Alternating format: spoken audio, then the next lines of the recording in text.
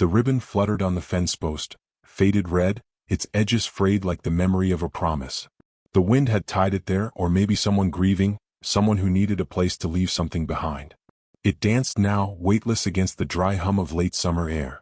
Clara Wynne paused to watch it as the dust swirled around her boots, her shadow stretching long across the parched earth. She didn't move until the stagecoach creaked away, disappearing over the hill, leaving behind the nothing she had come with. Dustmere was not built for forgiveness. It was too small, too dry, too brittle in its foundations. Clara walked the single road into town with her hat low and her chin lower. She passed the saloon, its porch crowded with men who never learned to whisper. They had stared when she arrived 2 months ago, fresh from the train in her best blue dress, carrying a letter promising a future. She remembered the way the man had looked at her, the rancher who was meant to marry her, the one who had turned on his heel and walked away as soon as he saw her face. No words. No explanation. The room she rented above the old mercantile was narrow, tucked behind rows of milled flour and gathering dust. Mrs. Ellery, a widow with more past than patience, had offered it without asking questions. Clara suspected the woman saw something in her, a kindred silence. She kept the space clean, the corners free of cobwebs, her dresses folded precisely, her hair always pinned. Her letters from back east remained unopened in a box beneath the bed. She cooked, mended her own hems and kept to herself. People stopped talking to her but not about her. At the pump near the church, the water was stubborn. Clara pumped with rhythm, letting the strain settle into her shoulders. A boy stared at her over a fence. "That's the bride who got left," he whispered. His mother tugged him inside, cheeks red. Clara didn't let it reach her face, but the weight of it curled somewhere behind her ribs. Every day the town reminded her, she was too much or not enough. The bell above the mercantile door rang one morning as Clara sorted buttons into mason jars. No one was expected. Mrs. Ellery was away tending to a sick cousin, and Clara was minding the empty shelves. When she looked up, he was there, tall, quiet, hat in his hand. He didn't move to the counter. Just stood, dust clinging to his sleeves, sunburn fading along the lines of his neck. His eyes were the color of river mud, solid, unreadable. She knew he wasn't one of the gossips. She had seen him before, always at a distance, on horseback along the ridge, in town for supplies, never speaking more than necessary. "I need a mama to feed my baby," he said. His voice was dry and plain. "Just like you." Clara froze. Not from fear, not even shock, but from the rawness of it, how easily he said it, how it landed like truth instead of proposal. She opened her mouth, but no words came. He didn't wait for any. He laid a few coins on the counter, nodded once and turned. Through the sunlit window, she saw him lift a baby from his saddle, tucking the child against his chest. The infant was wrapped in muslin, pale arms restless. Clara stood there long after the door closed, her fingers still resting on a button jar. That night she couldn't sleep. The sheets clung too tight, the air too still. She rose, poured water, sipped it slow. The moonlight caught the edge of the box under her bed. She pulled it out, opened one letter, her sister's voice reminding her of who she had been, who she might still be. By morning her mind was set, though it didn't feel like a decision. It felt like gravity. She wore her darker dress and packed her things in the same small bag she had arrived with. As she left, Mrs. Ellery returned from the road. The older woman looked at her with something close to concern. "You know where you're going?" she asked. Clara only nodded. The ranch lay east of town, across dry hills scattered with sagebrush. Clara walked. She passed a broken fence and paused long enough to tie her ribbon to it, red against the gray wood. This time the wind didn't take it. The house was a single-story structure with a wraparound porch and shuttered windows. It looked strong but tired, like the man who opened the door before she could knock. He stared at her. She held his gaze. "I came," she said. He didn't smile. Just stepped aside. She entered, her boots echoing on the wooden floor. The child lay in a makeshift crib, blanket pushed aside, cheeks flushed. Clara knelt, touched her forehead. Warm. Too warm. She fetched a cloth, dampened it. The man said nothing, only watched. Later he showed her the room she could use. It was plain but clean, with a view of the corral. She unpacked, hung her dress, placed her sewing box on the table. The baby cried again. She went to her. By the third day Clara had slipped into routine.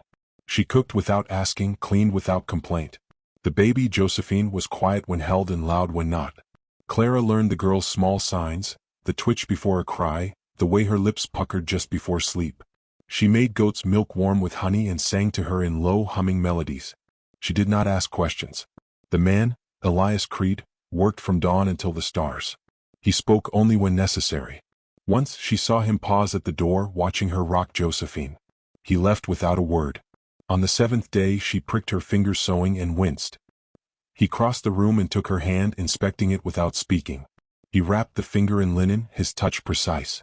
Their eyes met and something passed between them, not understanding, not affection, but something quieter. She did not look away. Town remained distant. Clara hadn't returned since she left.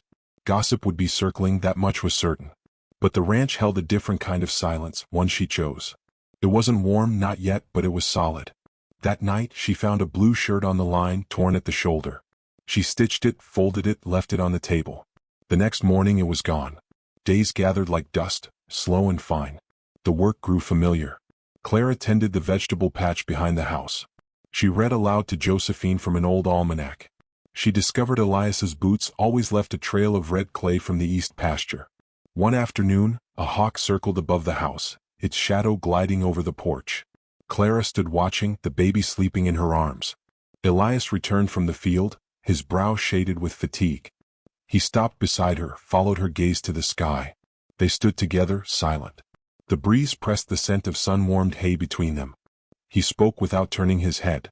"She sleeps better with you." Clara's breath caught, though he'd said nothing extraordinary. The words landed like stones in water, simple but deep.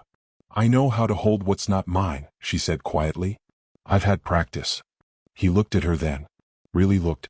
And then he nodded, once like he understood more than she'd said. Inside, Josephine stirred, her cries soft and muffled. Clara moved to go, but Elias stopped her with a hand gently laid on her shoulder.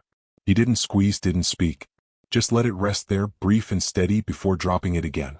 That night, Clara dreamed of ribbons untying themselves, of open doors and wind that didn't bite.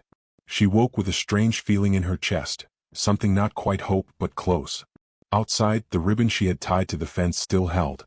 The wind pulled at it, but it stayed. It wasn't flying anymore. It had settled.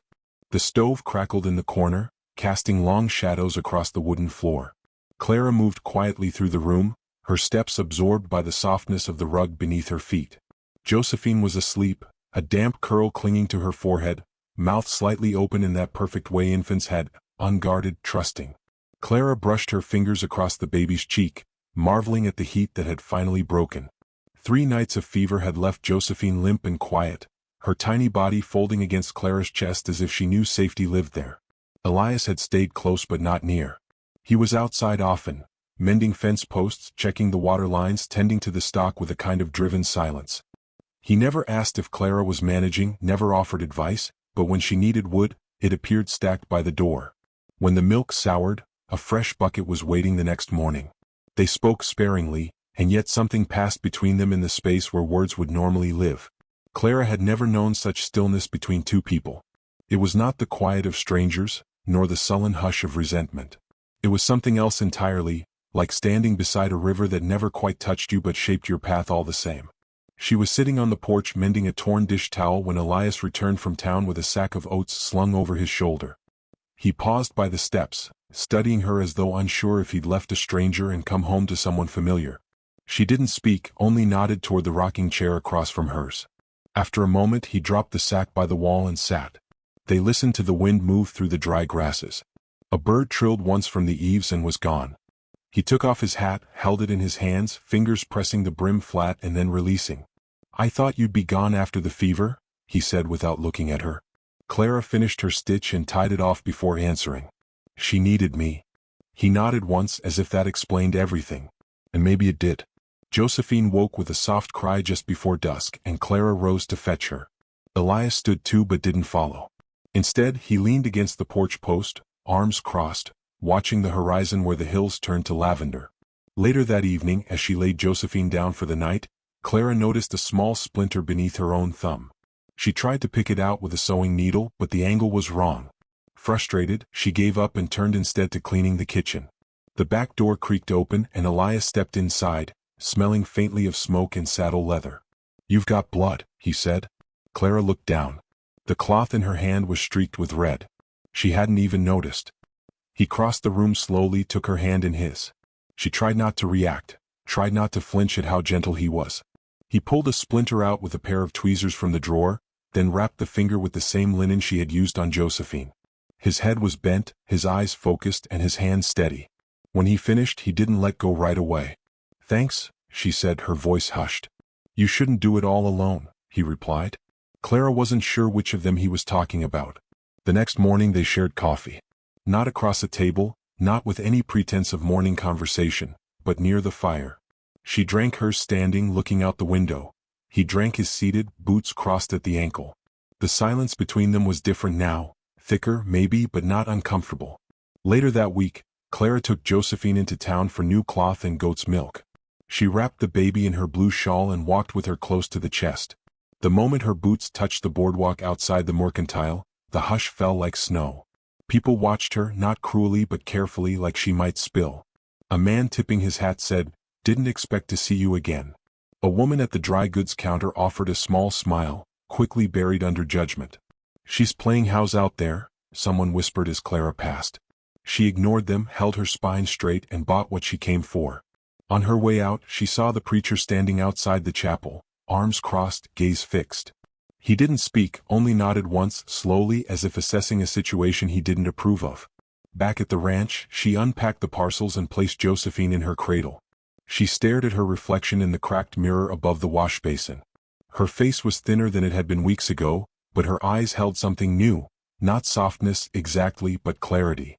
A sense that even if people saw her as a mistake, she didn't have to see herself that way.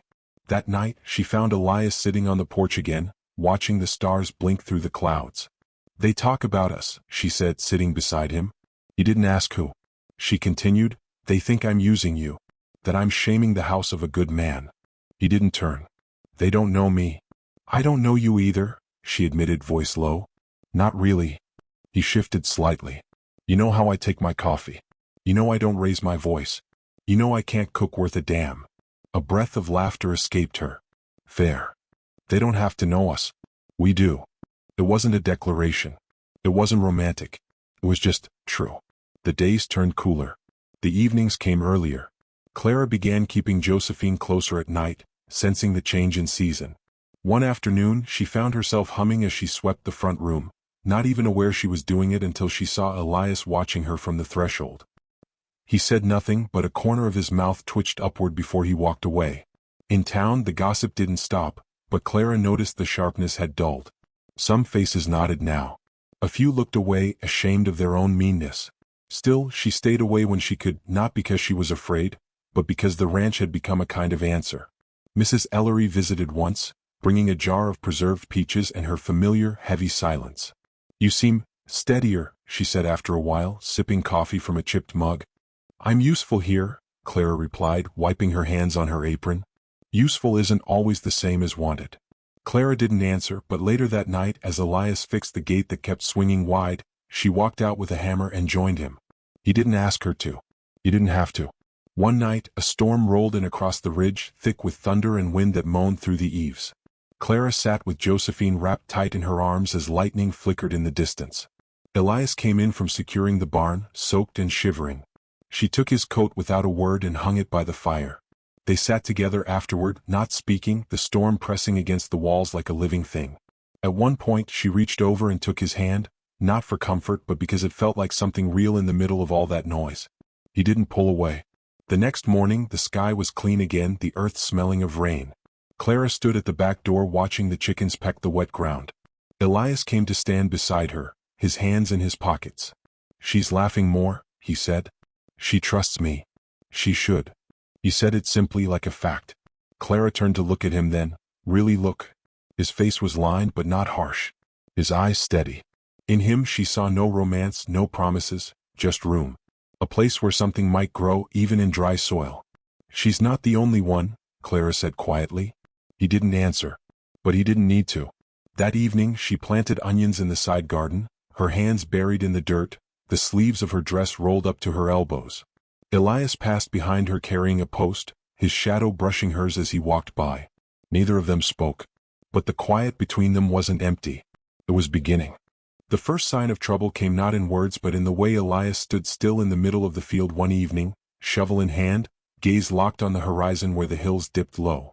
Clara, holding Josephine on her hip, watched from the porch as the wind caught his coat, pressing it tight to his frame. He stayed that way for too long, motionless and taut, until at last he slung the shovel over his shoulder and walked back toward the house, his steps heavy. That night, over a dinner of roasted squash and biscuits, he finally spoke. "Garver Pike was at the feed store today," he said. Clara didn't look up right away. She knew the name. Everyone in town did. Pike was a land gobbler, slick with money and soaked in menace. He'd been buying up ranches one by one, waiting until a widow had too many debts or a drunkard too little pride. "He made you an offer?" she asked. Elias nodded, chewing slowly. "Said this place was a burden. Said a man with a baby shouldn't be out here working a ranch alone." The words hung between them. Clara laid Josephine down in her cradle before returning to the table. "What did you say?" Elias reached for his coffee. "Didn't say much. Just let him talk and left when I was done." But Clara saw the muscle in his jaw twitch, the way his hand lingered on the cup, gripping it tighter than necessary. Silence returned to the room, but it wasn't the companionable kind they'd grown used to. This silence crackled with something unspoken. The following days brought more signs. A gate left open. A chicken missing, then found dead in the brush with no visible wound. Footprints near the barn that didn't match Elias's boots. Clara said nothing at first, but she watched Elias more carefully. His movements sharpened, precise. He checked the perimeter fence twice daily. He slept less. Still, he never spoke Pike's name again. One afternoon, Clara took Josephine into town for salt and flour. At the mercantile, Mrs. Ellery greeted her with a glance that lingered too long. "Pike was asking about you," she said low, while wrapping the salt in brown paper. Clara folded the edge of the paper tighter than needed. "What did he say?" "That you're playing mother where you don't belong. That Elias is confused. That you're opportunistic." Clara didn't respond. She didn't need to. Her spine straightened, her chin lifted, and she left the store without offering any pleasantries. Back at the ranch, she found Elias in the barn, tightening the hinges on the stall door. "Garver Pike says I'm an opportunist," she said, leaning in the doorway. Elias paused mid-turn. "He say it to you?" "No." "Then it doesn't matter." Clara stepped closer, her boots clicking softly on the wooden floor. "It matters to me. I came here with nothing, Elias. I'm not trying to take what isn't mine. This place her," she gestured toward the house where Josephine's cry echoed faintly, "they gave me something back." Elias turned to face her fully, his expression unreadable. "You don't need to explain yourself to me." "I'm not explaining," Clara said. "I'm claiming." He blinked. A small shift, barely visible, flickered in his gaze. Then he nodded once and went back to the hinge. Later that week, Pike came himself. Clara was stringing laundry behind the house when she heard hoofbeats and turned to see a black horse at the fence line, its rider straight-backed and grinning. "Well now," Garver Pike said, tipping his hat. "A lovely picture." Clara didn't answer. She bent to lift the next sheet from the basket. "I hear you've settled in well," he continued. "Elias must be grateful.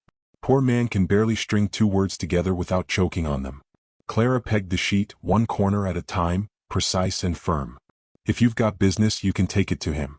"Oh, I will," Pike said, smile thinning. "But I thought I'd see for myself what kind of woman makes a home out of someone else's ruin." Clara turned then, slowly. "This isn't ruin." Pike's eyes narrowed. "We'll see." She didn't mention it to Elias that night. There was nothing to say that he didn't already feel in the way he checked the rifle by the door, or how he double-barred the windows. Their home became a place of silent defense. Clara moved through it with care but no fear. She belonged to it now, not legally, not publicly, but in the way a root belongs to the soil that feeds it. Then one night it all cracked open. The wind howled through the eaves like a warning. Josephine stirred uneasily in her crib. Clara rocked her gently, whispering low. She didn't hear the first sound, but she saw Elias freeze as he stood by the hearth. His head tilted, listening. Then it came again, a hoof, then another. Pause. Then three more, heavy and close. Clara handed Josephine to Elias without a word and stepped to the door. He followed, rifle in hand. Garver Pike stood at the edge of the porch, flanked by two men, both with guns slung low and lazy. "Evenin'," Pike drawled.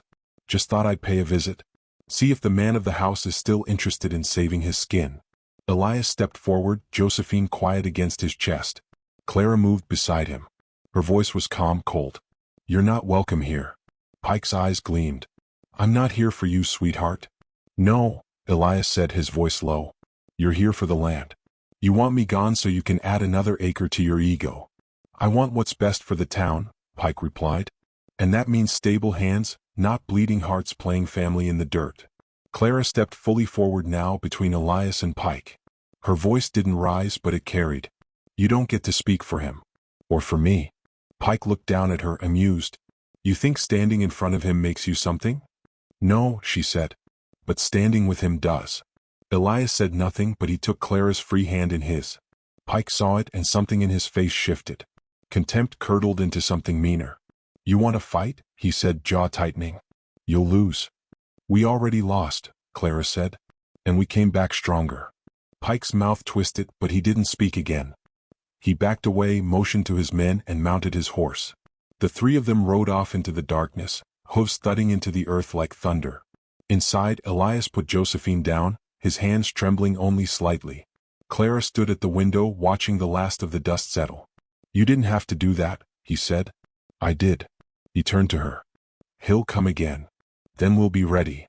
Elias stepped toward her slowly, as if still measuring the moment. When he stopped, it was close enough that she could feel the warmth of him, the steady presence she'd come to trust. I meant what I said, Clara whispered. I'm not standing in front of you. I'm standing with you. He reached out, tucked a loose strand of hair behind her ear. You were never just here for the baby. She met his eyes. No, I was here for myself. But then I stayed for all of us. Outside, the wind died down. The sky cleared. Stars blinked into place one by one like lanterns. In the weeks that followed, no one spoke of Pike. His men didn't return. The gossip in town turned, softening around the edges. Some faces smiled. Some nodded. Some still turned away, but with less purpose. Elias built a new cradle by hand. Clara planted more marigolds. Josephine said, Mama, one morning, and reached for Clara's face with both hands. The days unfolded not with fireworks, but with steadiness. One morning, Clara stood by the fence where she'd once tied her ribbon. The wood was more weathered now, and the ribbon long gone. She didn't need it anymore. Elias walked up behind her, his hand brushing hers. You never told me why you stayed, he said. She turned to him, smiling. I didn't stay. He frowned slightly. I chose, she said. There's a difference. They stood in the light of morning, the ranch quiet around them. Nothing needed saying. Everything was already understood.